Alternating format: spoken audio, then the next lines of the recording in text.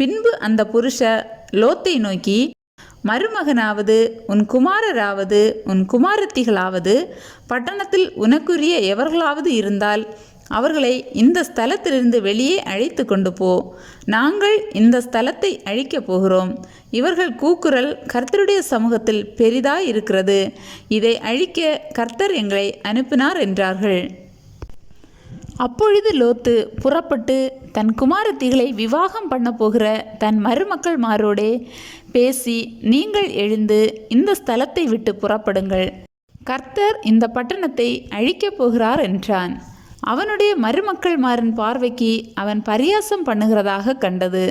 கிழக்கு வெளுக்கும்போது அந்த தூதர் லோத்தை நோக்கி, பட்டணத்திற்கு வரும் தண்டனையில் நீ அழியாதபடிக்கு எழுந்து உன் மனைவியையும் இங்கே இருக்கிற உன் 2 குமாரத்திகளையும் அழைத்து கொண்டு போ என்று சொல்லி அவனை துரிதப்படுத்தினார்கள்.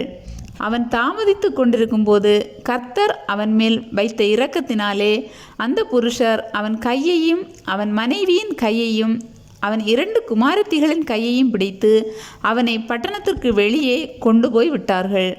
அவர்களை வெளியே கொண்டு போய் விட்ட பின்பு அவர், உன் ஜீவன் தப்ப ஓடிப்போ, பின்னிட்டு பாராதே, இந்த சமபூமியில் எங்கும் நில்லாதே, நீ அழியாதபடிக்கு மலைக்கு ஓடிப்போ என்றார். மலைக்கு ஓடிப்போக என்னால் முடியாது, தீங்கு என்னை தொடரும், நான் மரித்து போவேன்.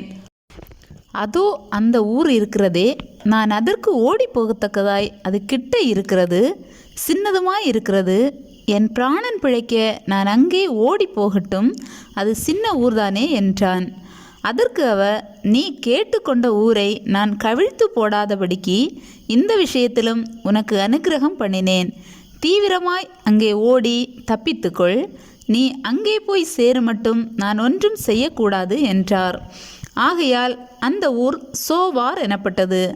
லோத்து சோவாருக்குள் வரும்போது பூமியின் மேல் சூரியன் உதித்தது.